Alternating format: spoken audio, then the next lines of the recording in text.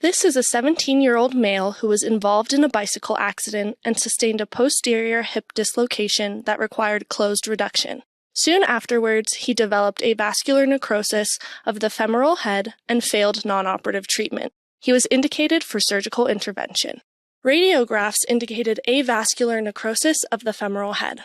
Bone marrow aspirate harvest is performed using the ipsilateral posterior superior iliac spine. Anterolateral and mid-anterior portals are placed. An interportal capsulotomy is performed, followed by a diagnostic arthroscopy. An E-flex instrument can be used to show the ballottement test, indicating the area of avascular necrosis. One of the advantages of hip arthroscopy is direct visualization or Doppler ultrasound of the lateral epiphyseal vessels. While traction is applied, intra-articular work can be completed, including chondroplasty of the femoral head. In this situation, an acetabuloplasty is performed in preparation of necessary labral work.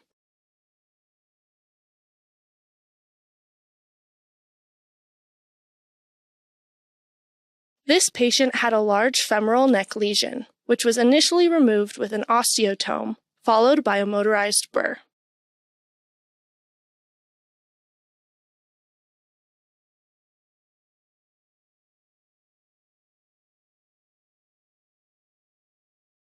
The use of both fluoroscopy and arthroscopy can help with exact placement of drilling into the femoral neck.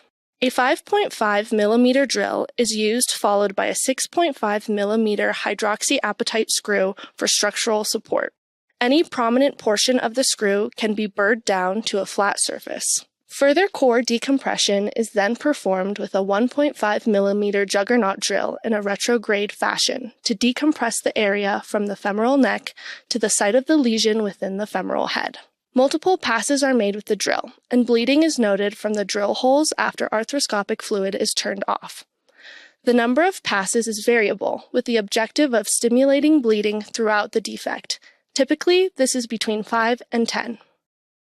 A key aspect of this technique is the creation of a relatively large number of small diameter tunnels, rather than one large diameter tunnel, with the primary aim of stimulating blood flow more diffusely throughout the area of necrosis and avoiding the creation of an unnecessarily large cortical defect. The concentrated bone marrow aspirate collected earlier is then injected into these drill holes.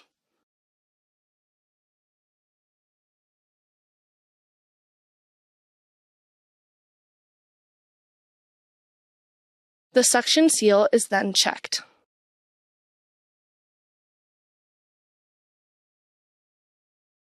Lastly, capsular closure is performed.